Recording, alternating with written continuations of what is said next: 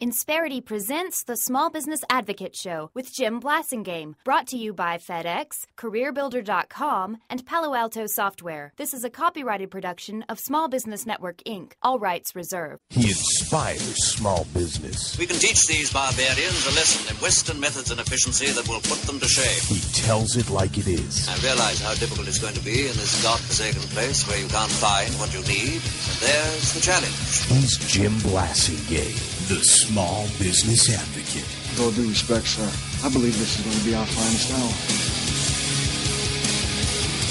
hour. Welcome back. It's 34 after the hour. Thank you very much for hanging out with me. My pleasure as always, especially when I get a chance to bring back our good friend and original founding member of our Brain Trust, Ed Yourdon. Ed is a member of the Computer Hall of Fame. How many people do you know have that distinction? He's the author of a number of books, including Byte Wars, and there's probably a new one since then that I don't have in front of me. He is a global consultant to companies on really sophisticated technology stuff. He's forgotten more about technology than you and I will ever know, and he's our good friend Ed Yourdon. Welcome back. Thanks. Glad to be here. What is the new book? Is that the new book, Byte Wars? No. That's actually about 10 years old now. That's what I was going to say. That's the old one, isn't it? one of the old ones. The newest is called CIOs at Work.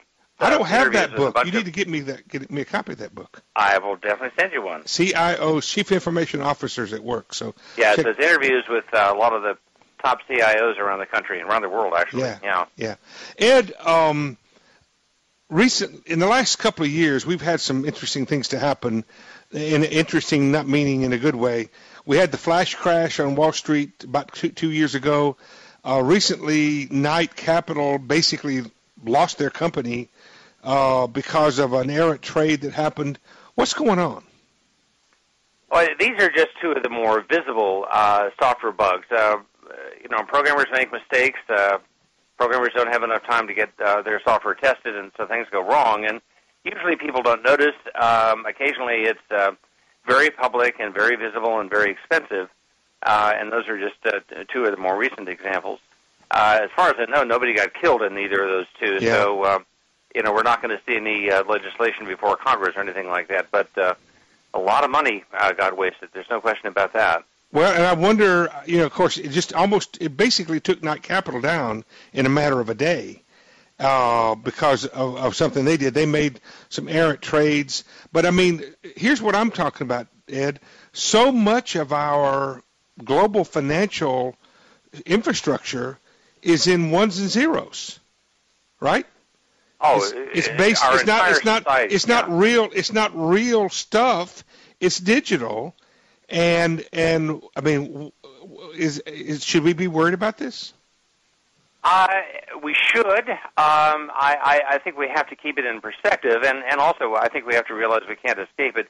When people get in their automobile today, they don't realize they're sitting in a box with 100 million lines of code. It's just staggering what we trust our lives to these days, and that could kill you. Computer people tend to make a distinction between so-called safety-critical systems and the not-so-safety-critical systems. Say that again. What's slower? Safety-critical systems. Safety-critical. Okay, go ahead. Yeah, where a bug could cause a loss of life. Versus, let's say, consumer products. Basically everything you use in your home has got a lot of software in it. But if it breaks, you curse and yell and throw it out the window and buy a new one, and, that's about the extent of it. Of course, the company that made it might have lost money on 100 million of these boxes that they built, so they might go out of business, but nobody's going to die.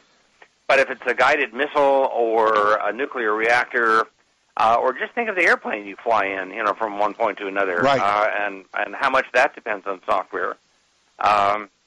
So that's the kind of distinction, and that tends to justify spending a lot more money and being a lot more careful about getting as many of the books out as possible.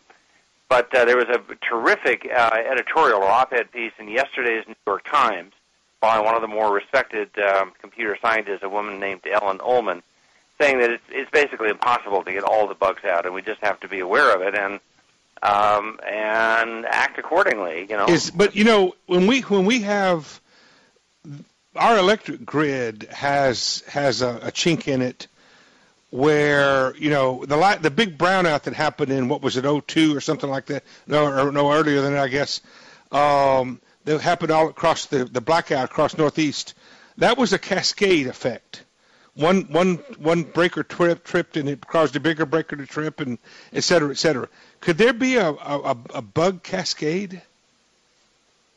There could be, and what worries a lot of the security people even more these days is that it might not be accidental or just innocent mistake. I mean, it could be triggered by malicious acts, or malevolent acts on the part of terrorists. And it's interesting you mentioned the power grid is one of the prime examples of that. That's certainly one place that terrorists would go after, and in the hopes of causing a cascading problem. While we're all taking our shoes and our belts off to get on airplanes, they're laughing at us probably and saying, that's not where you're vulnerable. We're going to get you over here. Hold on to that thought, Ed. We're going to come back. I want to continue this, folks, with Ed Yourdon and talk about some more about where we're possibly exposed and a little bit more about technology in our lives. 20 till. Ed Yourdon is our guest. I'm Jim Blasingame. We'll be right back.